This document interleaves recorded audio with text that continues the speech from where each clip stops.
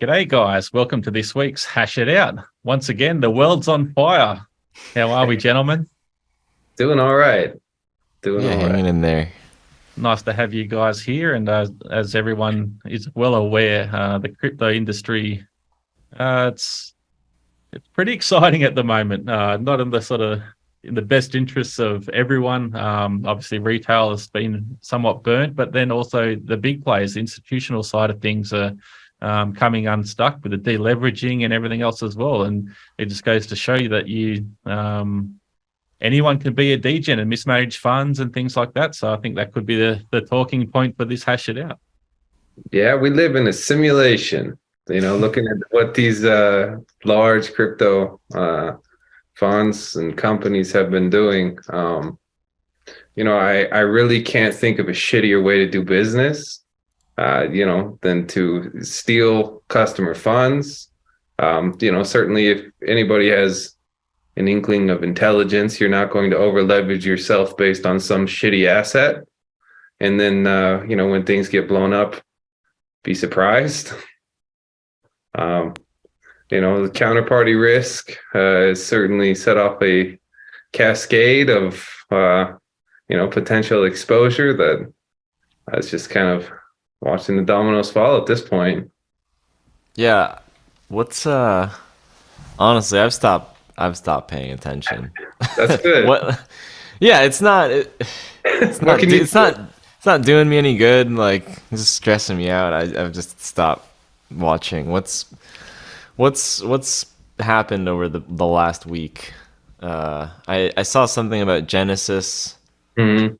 I saw some rumors about Jump, Mhm. but I haven't been keeping track. So what's going on in the Oh, crypto world? bad debt, right? That tends to be the result of misallocated capital, taking on bad loans.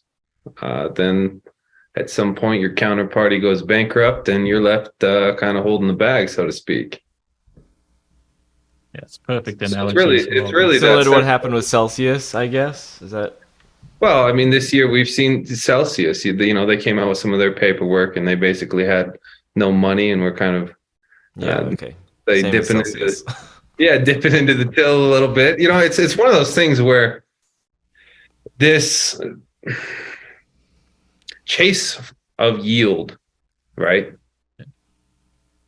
has been completely there's no transparency in terms of where it comes from. It turns out the customers were the yield. Yep.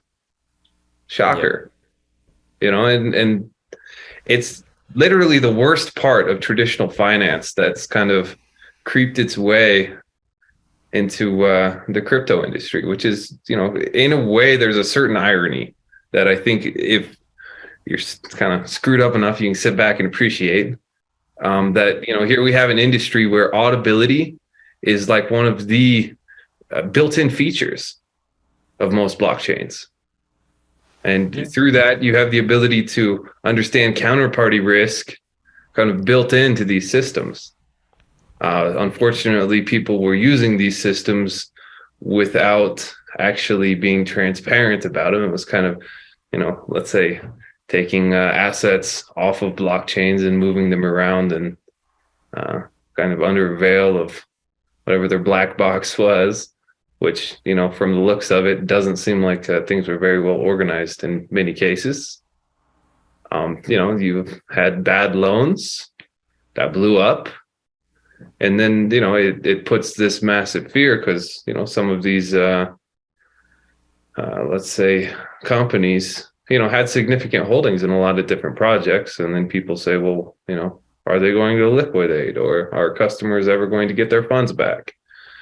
It's really pathetic that here we have systems that, if they're used well, they can provide a tremendous amount of user protection, a tremendous amount of transparency.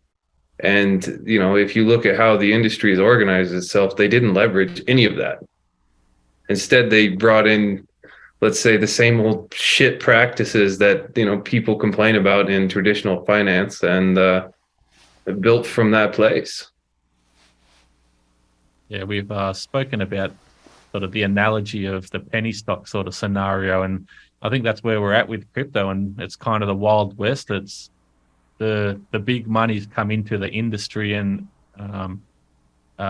basically being an unregulated sort of asset class for many jurisdictions, they come in and sort of leverage these sort of nefarious actions, and ultimately they've basically been caught with their pants down, to be honest, over leveraging, bad debt through to the eyes, and the worst case scenario is utilizing customer funds to sort of to play at their own will, and ultimately we're seeing all that burn at the moment. Well, for me, I'm just a little bit more convicted in terms of why we should have DeFi and why we should build it the right way, right? When you have transparency, none of this is possible. Well, that's a key point as well. Think about the technology we're working with. It's an open, immutable ledger. Anyone can jump onto the blockchain and see any transaction and things like that. Like, that's the key selling point about this technology, or one of the key selling points. While we're talking about loans and bad debt, this is kind of unrelated. It's related, but I was hoping maybe we could talk about different lending structures in DeFi that exist or could exist. I know with like Excel, they're pursuing non-collateralized loans. Mm-hmm. And then Duck Pools, they're doing over-collateralized loans. Mm-hmm. And I've seen some conversation about, well, if you're putting up more collateral than you're getting in return, why would you want to do that? And I spent some time this week trying to read about over-collateralized loans, and I don't really mess around with leverage or lending too much, but what I arrived at was that it's kind of the dominant model in DeFi, just because you don't have to require any trust for it to work. There's no credit involved, anything like that. But I was hoping maybe we could unpack why people use over collateralized lending. Like in what use case does it offer? It's common, even off chain. It's common, right? Okay. You'd be surprised how many wealthy individuals don't actually sell assets, because then they're hit with Taxes, right? gain. Yeah. So instead, what they do is they borrow against them. Yep. Mm-hmm. Well, yeah, that's like the billionaire strategy, right? Like, you never have to pay taxes in your life if you take out loans against your assets. Well, yeah, that's a common strategy people use as a means of avoiding paying capital gains tax. Yeah. And billionaires do it, but there are other people that do it as well. There is a certain efficiency there, yeah, especially if it's something that you would potentially have to pay a lot of gains on. Mm-hmm. Yeah, it's one thing to be sort of mindful of, especially in regards to structuring your financial sort of aspects of your life as well, like whether you have trusts and numerous aspects. It's just one of those things that wealth management, in my opinion. But in regards to the DeFi space, not having that, well, especially the term DeFi, decentralized finance, not having that central actor there, you're providing an over collateralization, saying, here's my funds plus some in regards to your interest of paying that back. Like, obviously, in sort of the traditional sense, you've got your identity and everything else tied to, say, like a bank loan and things like that. And in some respect, that's an over collateralized loan in the fact that it's just charged in interest. You're not putting it up at the start. So yeah, it's an interesting sort of concept there, but definitely something a lot of people should be mindful of. There's wealth management. Yeah, there's capital efficiency there to be had. Yeah. If you look at the costs of liquidating assets versus borrowing against them, it just breaks down to capital efficiency. Now, in terms of like under collateralized loans, then you get into the aspect of credit, right? And I think everybody has some credit card, and the name of the game there is, you always have some expected rate of default and some rate of interest that you can potentially move around based on somebody's trust score. Yeah. And if you have enough revenue coming in versus the amount of people that are defaulting, it can be a very profitable model, right? Now, how can we build that in a way that's more trustless? That's actually a hard thing to solve. I do know that Excel, at least in the Ergo ecosystem, is working with kind of local counterparties to try to create more of community credit, where you could ask the question, if you could spin up enough nodes or like community lenders that are working with local people and over time build trust, could you potentially build something similar to let's say the traditional credit model, but give more efficiency to the end users? I think so, but that would take a lot of time to bootstrap. Yeah, it's complicated. It's complicated. Takes a lot of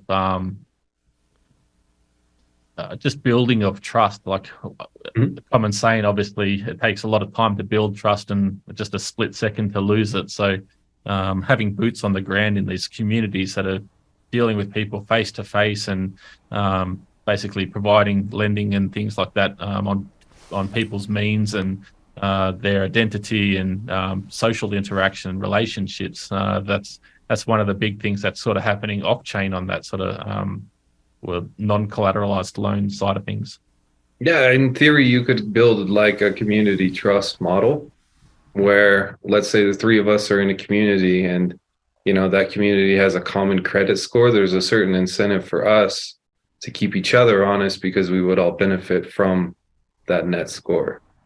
Like it is more of a local system of trust that's connected to a decentralized system of trust, but it could potentially offer some better solutions than what currently exists, especially in certain jurisdictions where the interest rates are something that loan sharks here would be jealous of.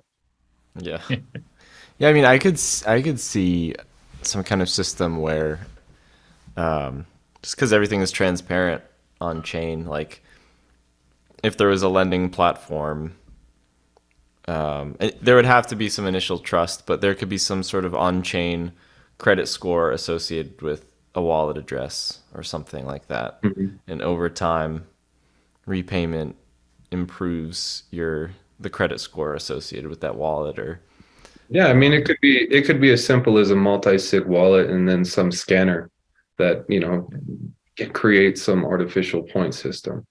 Mm-hmm. Really, the hardest hurdle, unfortunately, at least in that type of model, is payment rails. And that's something that you get, like the bridge from a decentralized system to a centralized system. How do you connect them? And it's hard to say. You can look in areas of the world where they kind of have like a local guy in a shop that's kind of like the local exchange, right? You go talk to him, you bring some cash, you get some crypto. Then you also can potentially have the like ATM model, but there's a lot of places that don't have the infrastructure for that. But that payment rail, on and off is always going to be the challenge for now anyway. Like a lot of the other tools I don't think are well beyond reach, but the ramp is something that for real world use. Yeah, utility. Yeah, it's the ramp that's the problem. Yeah, and I think that's always going to be also because it's the gateway where the sort of legacy system can have an overarching view of what's going on and off chain and things like that. So I can see that forever being a thorn in the side of crypto. Yeah, there's been some nice development from like the Monero community, like local Monero, where you kind of have the, I guess, same model as a guy with a shop, right? But over time you can potentially build reputation, and it's doable. Are there risks there that everybody needs to be aware of? Absolutely, as with anything. But in terms of taking decentralized systems and actually building real world use, utility, and adoption in terms of like that credit model. I think it's a really noble goal. There's a lot to do, though. It's interesting because that's real use and utility, isn't it? Seeing all that being built out. Well, I have to ask the question, if you had a local guy, right, that was like Mr. Local Exchange, that was, kind of providing that on-ramp, off-ramp, is that a better situation than what happened to FTX for users? I would say yes. I would say yes in a way. Yes. Okay. I mean, let's say that you have a community and somebody rugs them, right? You at least have a local guy that there's That's true. There's some risk in that, right? When you have, some dude that's hanging out in like the top of his penthouse in the Bahamas surrounded by security, what's anybody gonna do? It's maybe we can prosecute him, right? Like there's a certain risk that is beyond just, sorry guys, we're filing bankruptcy. Mm-hmm. Especially when in that sort of situation as well, where you're a key player in a community, like you're integrated in the community itself. So you as a person, like it's just a natural sort of feeling as well, having not wanting to step out of your means and tread on people's toes, and obviously then if you do, then you're just basically going to be lynched because it's a different level of know your customer. Yeah, exactly. Right? In theory, I would say that has some like benefits just based on risk assessments than what we're doing right now with these large look at what they did. They stole everybody's money and then we found out after the fact. That's wild. Makes me angry. Well, the crypto industry has shifted a lot. I've been on let's say social media talking about the VCO bubble. Last time we had the ICO, where you had I think you had a lot of people that were just kind of dreaming big, right? Yeah. And you did have some grifters. You had your BitConnects and shit like that. This time it was, in my opinion, value extraction was much more methodical. You had, specific token plans that came together. You had insider access in many cases. You had a set unlock period. You had really aggressive marketing. And where are the products? A lot of them really didn't deliver much. Yeah. Big old smoke and mirrors, but ultimately there's no substance behind the product. There's no substance whatsoever. There's no code. There's no Gits. There's no product whatsoever. It's basically, there's that lady, for instance, just recently in the news was selling that blood test here in Australia. And I think it was made worldwide news. And it's basically there's no product there, and raised billions upon billions of dollars and defrauding people. And we've just seen that sort of play out once again in the crypto space. But we've shifted a lot, even like if I really think about it from a high level, a lot of these exchange tokens, in my opinion, are garbage, right? You look at how they're bullshit. You look at the distribution of them, they're centrally held. They are able to, like, there's way too much power there. There's no real use and utility. And we've also started seeing exchanges get these pseudo smart chains. Like Binance. Binance is one, but they're not the only one. That's becoming quite a popular gig in the space. And it's pseudo centralized, which means it's not even really a decentralized. Not even a really blockchain. Yeah, it's a simulated blockchain. Let's just call it that. Then it's like, okay, so now you have a simulated blockchain that may, require, an exchange token to use. So now it has a use on its simulated blockchain. And then, you have VCs and people that are pumping money into projects, getting insider token allocations, knowing they're going to get listed on that exchange, on their simulated blockchain, now with the simulated project, with the simulated token. And, it's just like level upon level upon level of just complete bullshit. I don't know how else to put it. And so at some point, like, if that's what you sell to your customers is we're going to let, insiders unlock on you, yeah, you might destroy your business. You might destroy value. Ultimately, trust. Yeah. That's like we were talking about earlier. It takes a long time to build it up, but very short time to lose it. And Once it's gone, it's gone. It's gone, Yeah. Then, can I blame anyone for not trusting that? No. No. My biggest take from the recent actions, I just hope, my personal hope, a lot of people start asking the right assumptions, or start asking the right questions, getting involved and all that sort of stuff. Like, not just going through the sort of DeFi roller coaster and trying to hope and hit the tokenomics and hit a token that sort of moons or the moon boys and airdrop hunters and all that's like, just all that bullshit just goes away, and people will start focusing on real products and use and utility of the technology, because it's an amazing piece of tech. You know what? I have to say that right now, I'm still skeptical, because look who's like trying to play the superhero super team. It's a group of grifters, right? You look at like who's trying to control the narrative. It's people that profited from advertising and from taking tokens and dumping them on people.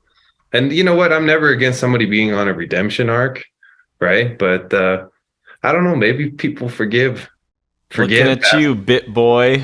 Yeah, Dude, maybe. like, oh my god, it's so frustrating. Like, he's become like a crusader for a cause that He created. even have. Like, dude, like, you're not that special, man. Like, I don't know who you think you are, but it's just wild. It's like, I don't know, their egos just get out of control when they have an audience. It's insane. That's you have to own your choices in life, right? You have to. People can be upset that, like, let's say the Twitter account, they're still crying about it. I still hear about that. Every once in a while they pop up and say, you took a Twitter account. It's like, well, number one, I don't even have access to it, right? Just pointing out the keys and custody. It's a good industry to really teach that. So, it's a learning moment in terms of, if people want to bring that up, you got to be responsible for your keys. The Ethereum Classic people shit the bed in terms of, digital management, and, maybe we got something on a fire sale. Okay. I mean, they did bad business. They have to own that. On the just on the influencer side, like, the thing that annoyed me the most is basically, like, the carrot was dangled in front of them. They took it because it was easy money, but ultimately, whether they sold out and things like that, going against their morals, but going by people's reactions when the market was pretty hot, they just got caught up in all the hype and everything like that, because they were just printing money. And ultimately now, once things are turned around and a bit of reflection and things like that, then what I'm enjoying seeing, and I think it's good for the industry as well, is people calling it out and having an element of accountability there. You have to. Otherwise, people aren't going to learn. And the reality is, if we ever want to see another wave of adoption where new money comes into the space, I hope we do better than we did this last time around in terms of actually having value and tools that serve people, protect them, potentially assist them, rather than, is it going to be the Elon Doge coin or the Floki Moon coin, right? Like that. The Doge Elon Mars coin, actually. Yeah, like that.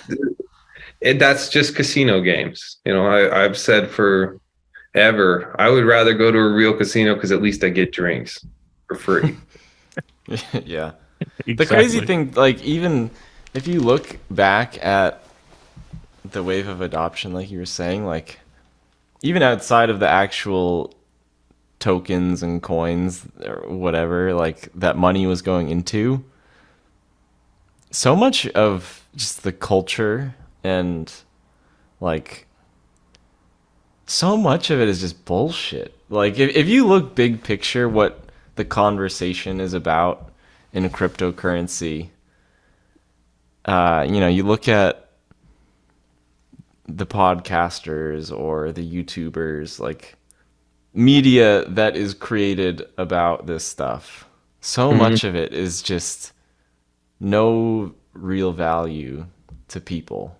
It's noise generation. It's just empty. It's Yeah, Well, but we've we know the influencer thing. It's touching on that once again. The carrots dangled in front of them. You got Project X offering X amount of money or tokens in advance, and um, ultimately that's to shill their product and all that sort of stuff. So money talks. It's play to play, and ultimately the people left with egg on the face are the ones shilling fucking Dogecoin daddy or something like I'm that. sure Like, you know they'll what I do it mean? again.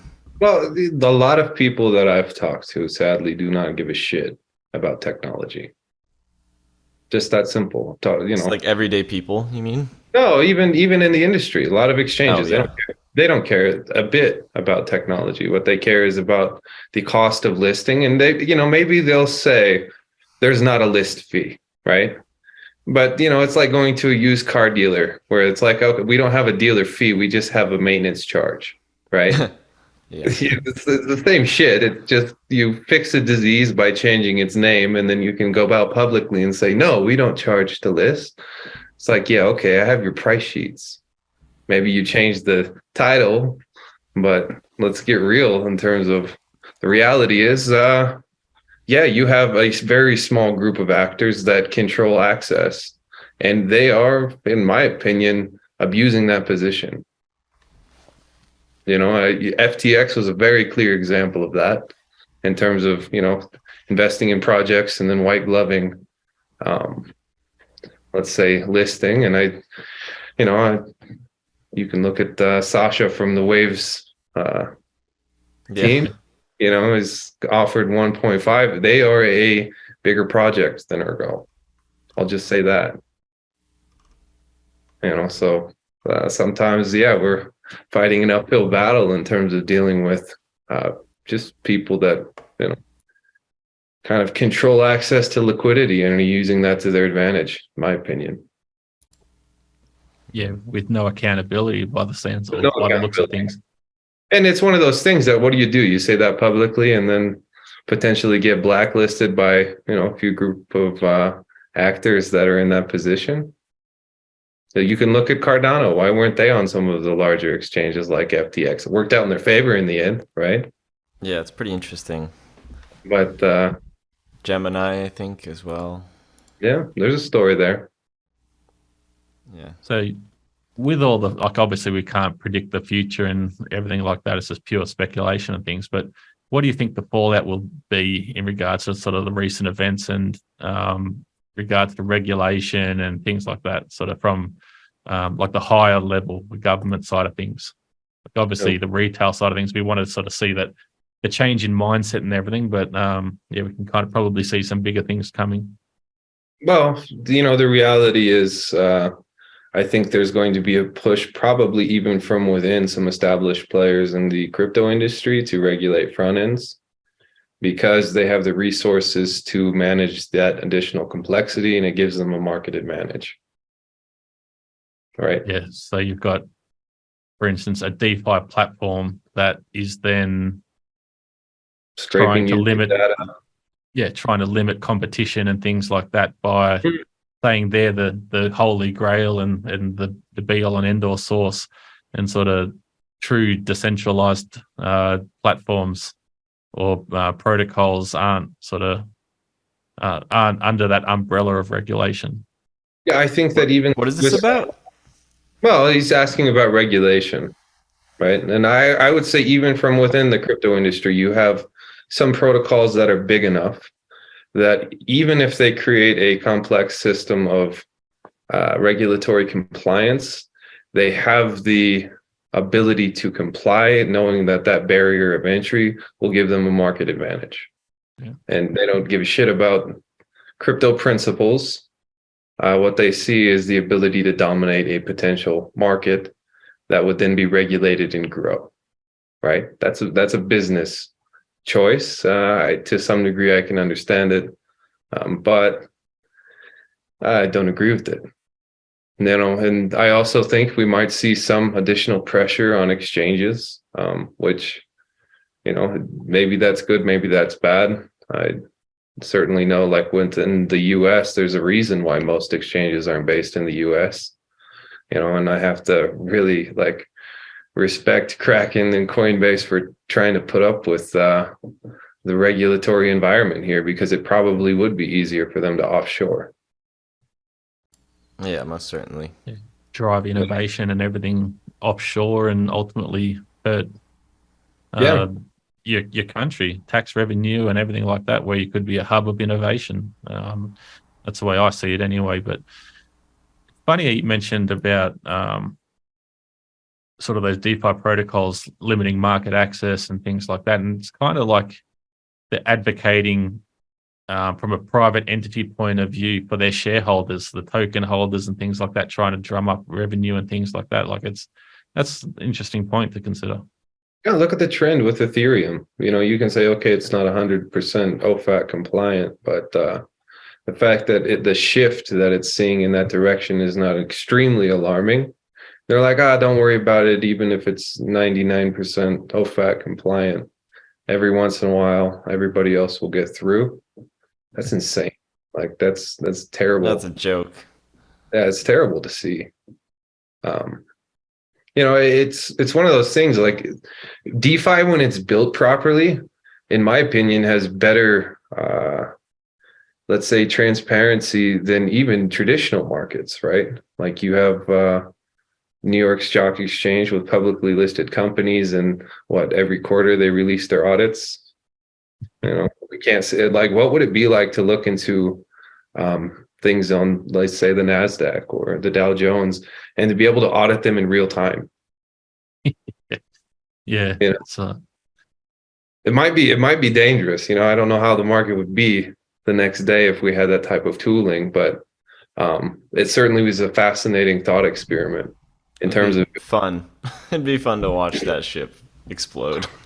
But looking at company disclosures, and having been in that side of things as well, like myself personally, and you've got plenty of leeway, and you don't really have that much transparency as well. Like on your balance sheet, you can just have Q1 with a total. Like you don't have to have any transparency about when funds were allocated or accumulated or anything like that. Like you can just do what sort of things have been speculated in regards to sort of the on a couple of exchanges recently. It's you dump some assets in there, take a snapshot and transfer back. Like it's interesting sort of take as well in legacy side of things. Yeah, it's when it's done properly on chain, I think it offers a better level of assurance, clear risk in terms of positions, and you can literally watch things in real time.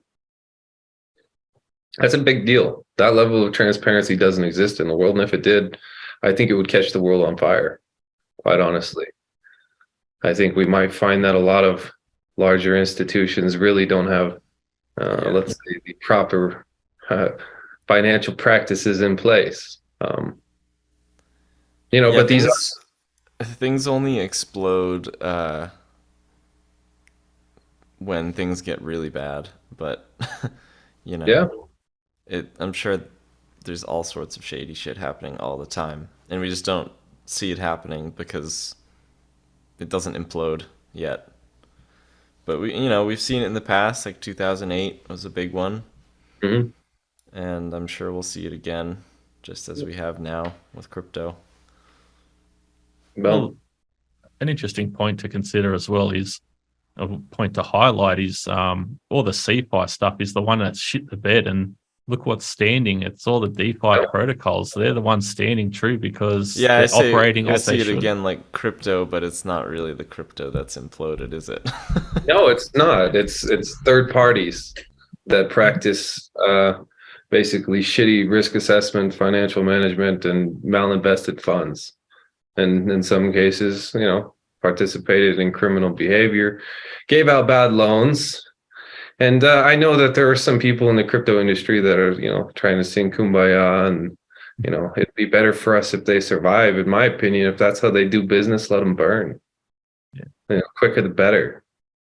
Yeah, they're the ones shitting the bed and trying to kick it out with their feet, because ultimately trying to bring anyone else in, like raising funds and capital and things like that, trying to ask for bailouts. So it's like you can see them sitting there trying to kick the shit out of their bed sheets, because ultimately they're the ones that are sort of left with egg on their face. Big sort of reputable companies who have been sort of mismanaging funds and doing malpractices. It's pretty wild.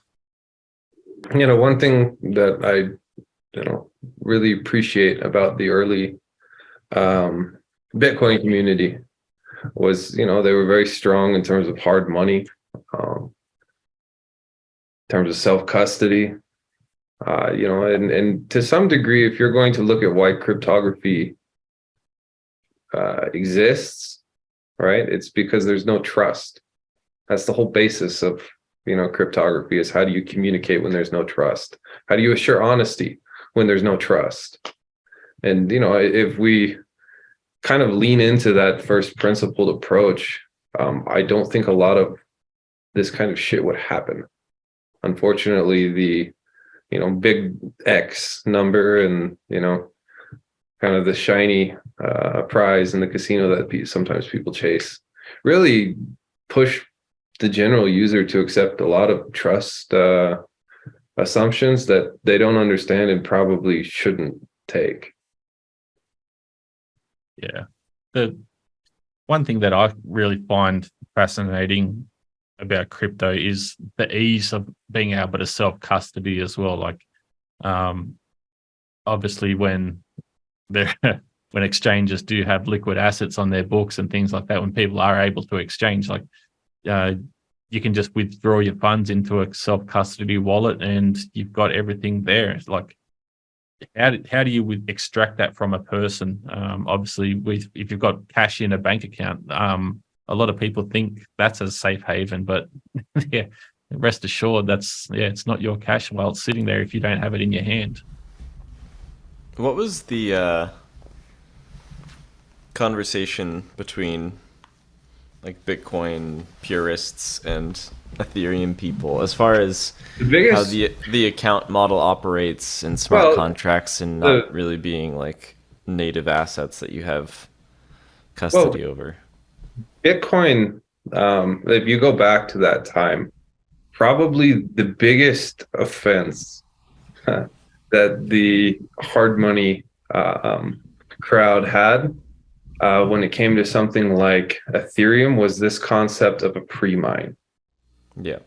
Actually, that was pretty controversial. And, in a way, I think there's a good reason for that. And it's because you have basically distribution without equal work. Yeah. Where, in order to create Bitcoin, you have to participate in proof of work. You have to, have some investment in the network itself. And then you have kind of token distribution on top of that distributed work.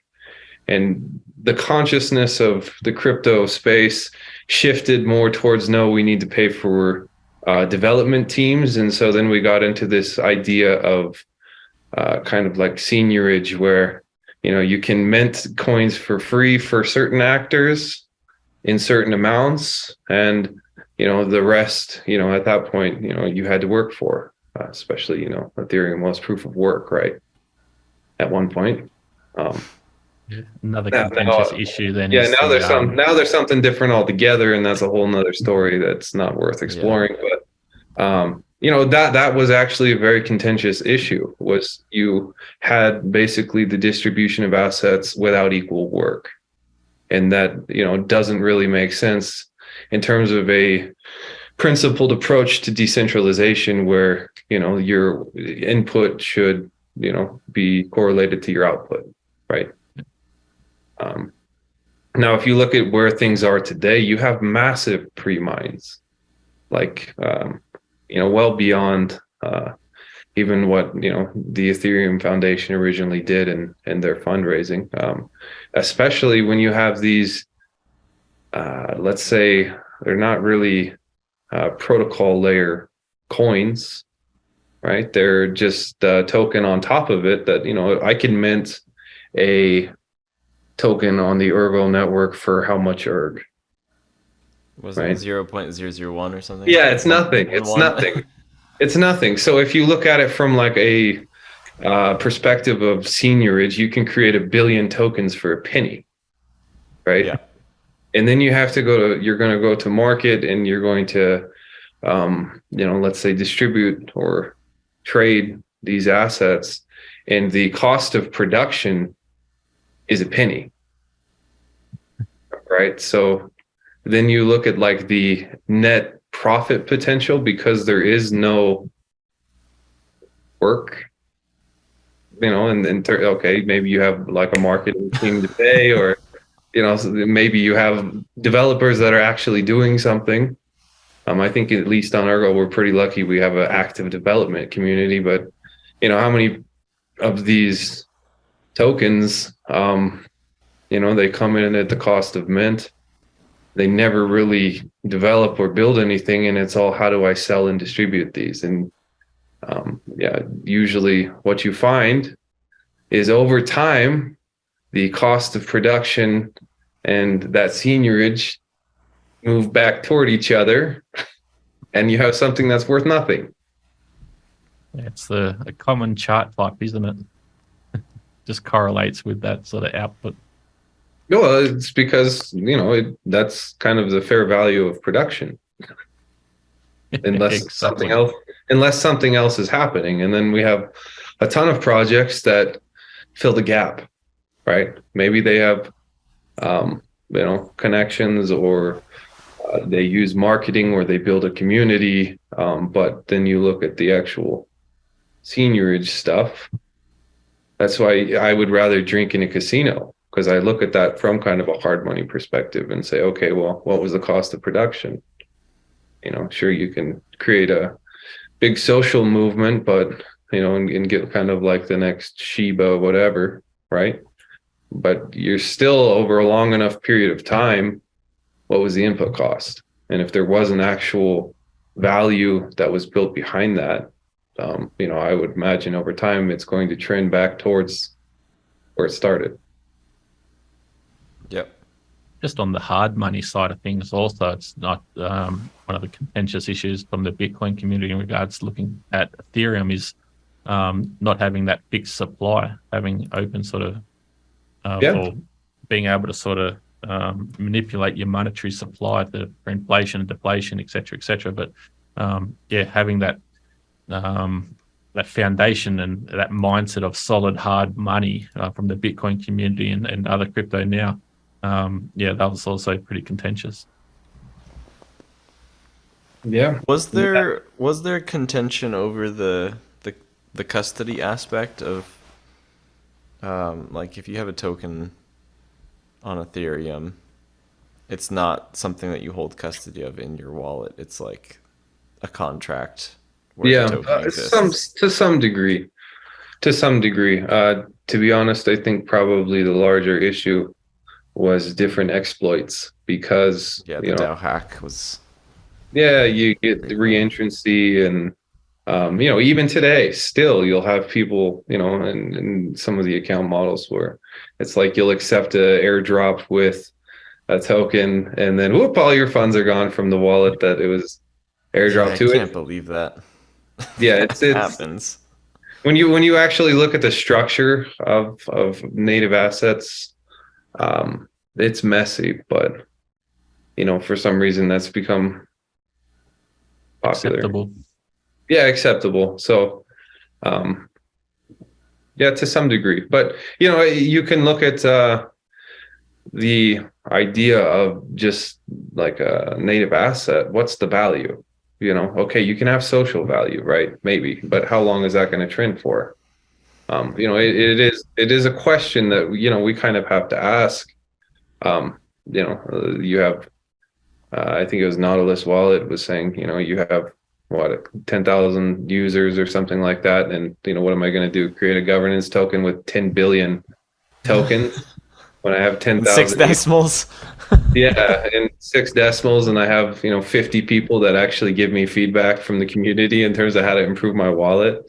Like, why not just send a DM and call it a day?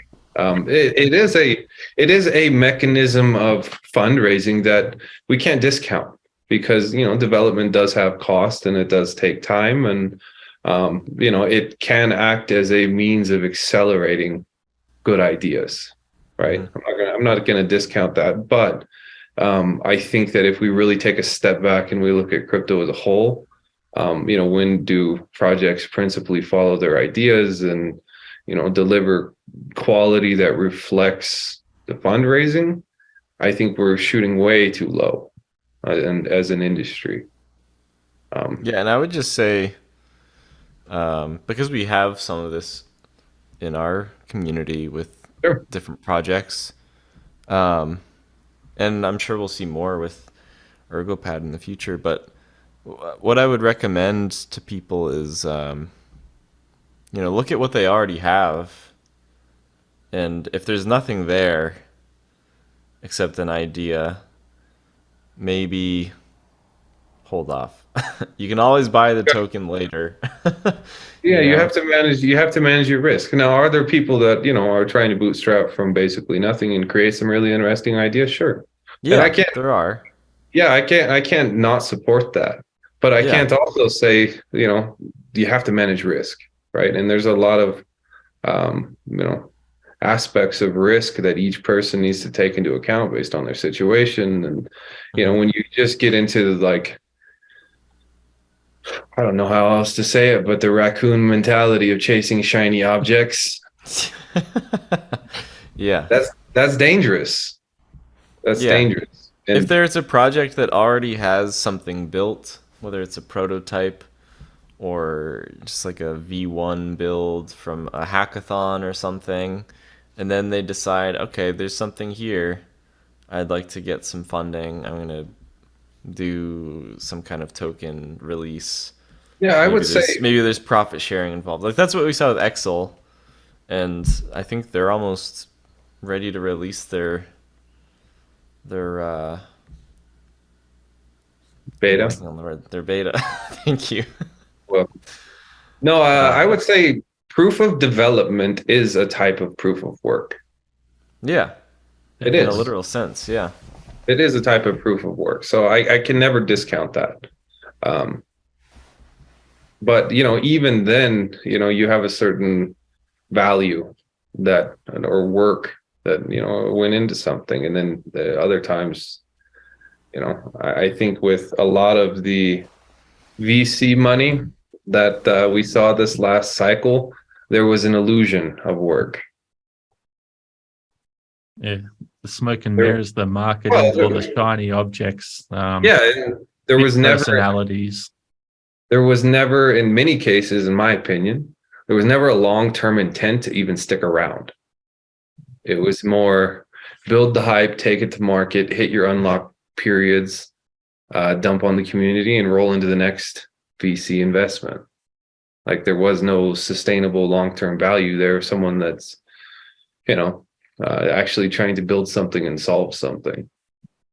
Not mentioning any names, Aptos. I think that was pretty transparent from the beginning. I think, I hope anybody with half a brain would get their stupid airdrop, dump it, move on. But I'm sure there were people that got caught up in that ridiculousness. The narratives can be quite powerful, especially when they're paying other people to reinforce whatever illusion or fairy tale they're spinning. I mean, look at this with Sam, after FTX. Like, you can look at certainly how he, apparently paid to be the media darling, and showed up in Time magazine, and all kinds of crypto publications. And I really have to ask the question, do the people that are writing this even know what the hell they're writing about? Or are they more just writers who have a good focus on SEO keywords and, buzzwords in the industry? And I don't know. All those fluff pieces from NYT and all kinds Yeah, of yeah. craziness. Forbes had a really stupid one too, I think. Yeah, it's insane. But those are major publications that people actually have some general notion that they're telling the truth. If you look at a lot of off-brand crypto sites and things like that, you have to ask, what's the level of like journalism and quality? I think actually in some cases it's higher, but usually what you'll find is a lot of critical thinking, not shilling.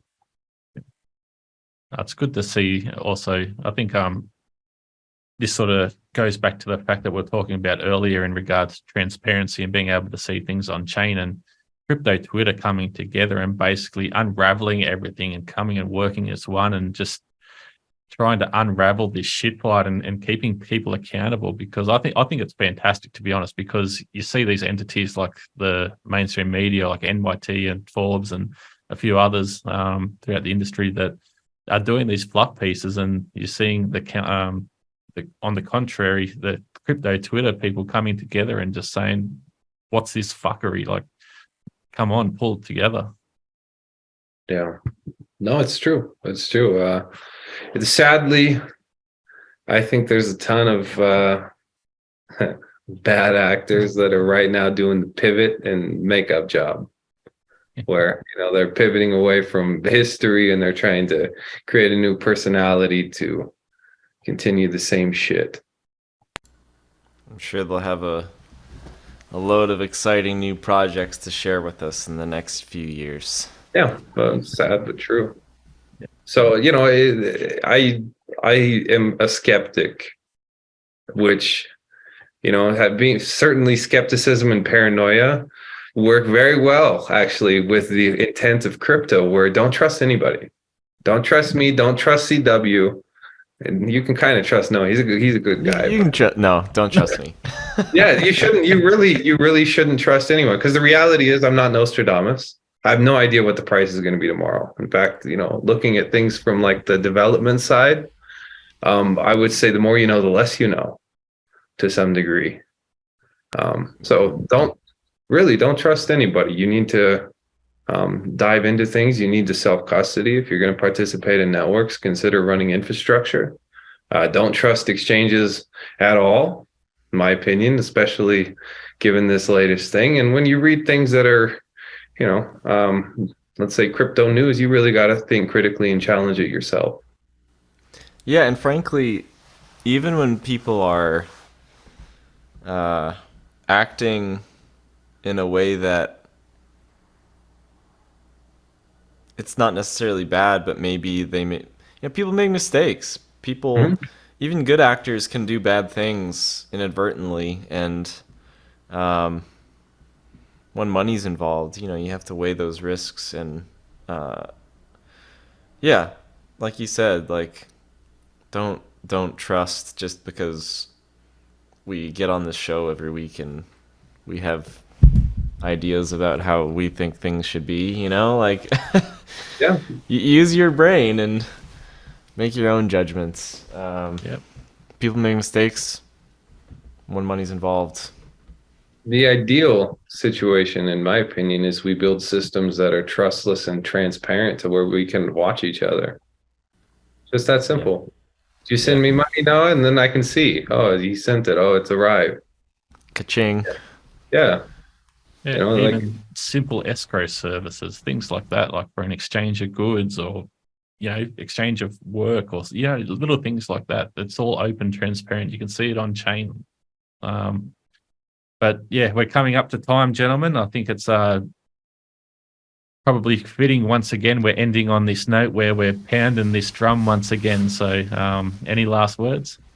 Yeah, if there are bad actors in the industry, I hope they fail. It's that simple. Well said. I will say, don't ape into duck pools. Yeah.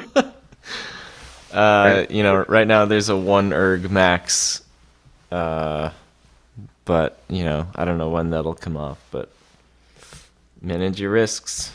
Yeah. And It's fun. It's fun to get into that stuff, but you have to be smart. You can leverage and jump into blobs and sort of leverage your way up there.